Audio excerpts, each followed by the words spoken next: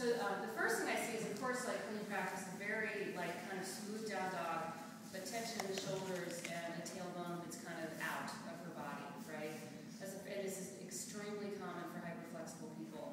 What we'll learn about the shoulder joint, shoulder girdle today is that, you know, it is just a very, very flexible joint. It's just really, it has a hard time keeping itself together. So one thing I do is just have her tuck here, and then I can see that her trapezius muscles up here, as much as they're doing pretty well, but she's got much deeper tension here below even the traps, more in the levator scapula moving down, and I probably want to work on this. Okay, so come down. So then I want to see, so since I see how flexible she is, so forgive me, Rachel, for, it's just a meta discussion, right? We're working, but then I'm also talking about the work. Years ago, before I really started feeling a huge advantage in doing backbends over a block, I would have had her do a backbend now over a bolster. But I'd rather see more detail on the mat, you know, which I think blocks provide versus the soft surface of a blanket. And the reason I want to do this is because as I see it, it wasn't exactly clear, but I think her abdominals are probably the most implicated in this sort of hyperflexibility here, and what is ironically what almost any yoga teacher would think is a lot of flexibility in the hamstrings, but not that much. She's got a lot less than somebody would give her credit for, you know, without really looking. Okay, sorry. That's true. Okay, so turn around facing that way. And do you know this whole back bend over the block scene? I think this is what I just did yesterday, actually, in Erin's class. Oh, good. Yeah? Erin Dowdy's, right, okay.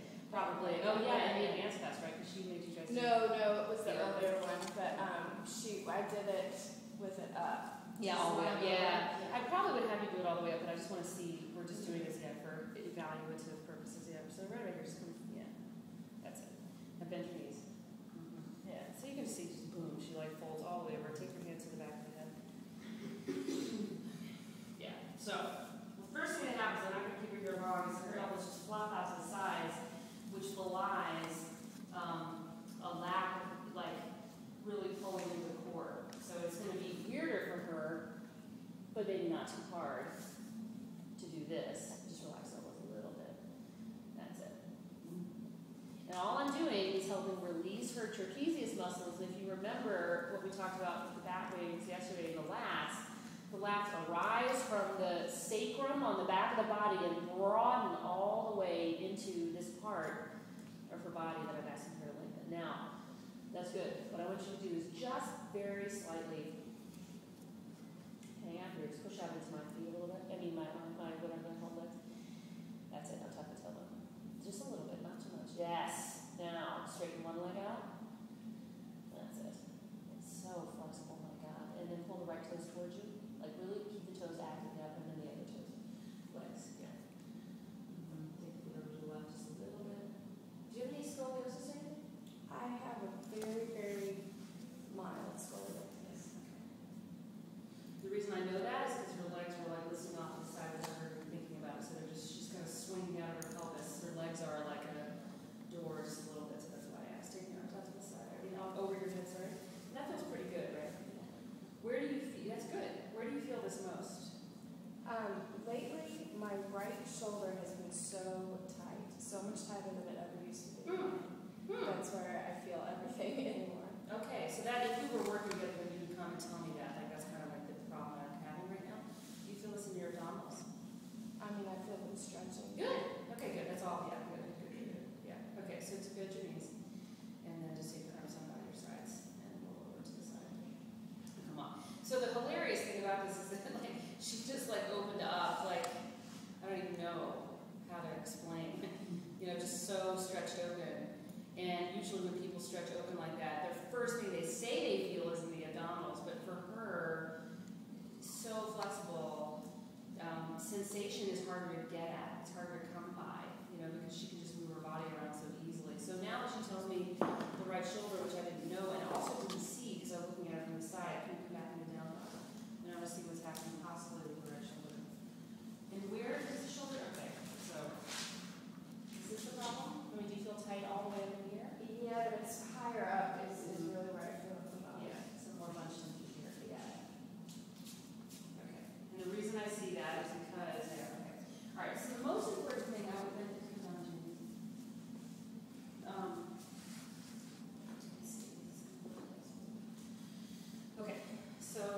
watch me for a second.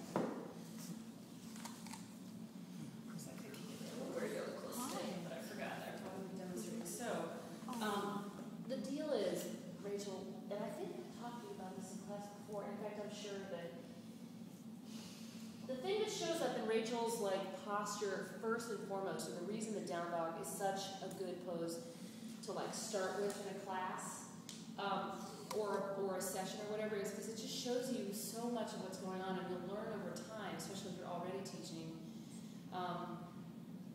what that pose will look like, what the problems that show up in that pose will show up as in other postures.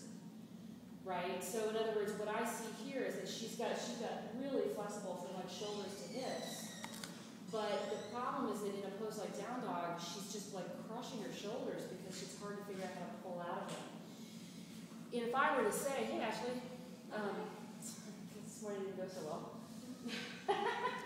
Let's do that.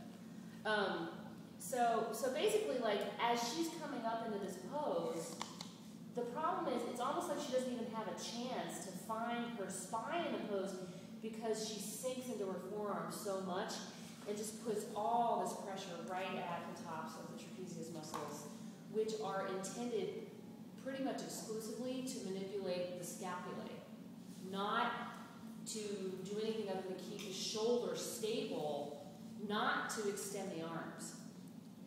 You see?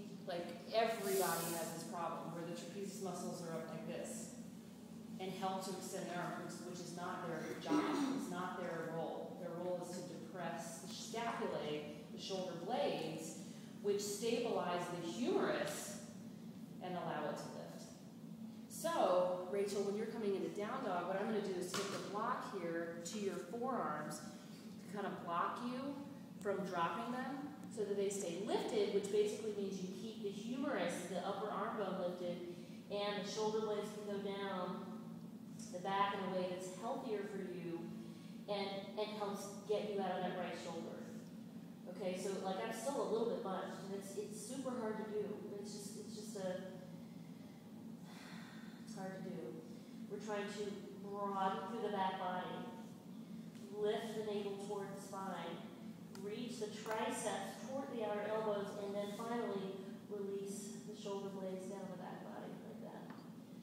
I probably lost the forearms a little bit even there because I felt a little bit of a tug, but still, the idea is that I want you to be thinking of moving into your back body and broadening here at the same time, which I'll help you do. So, take your hands, in preparation for down dog,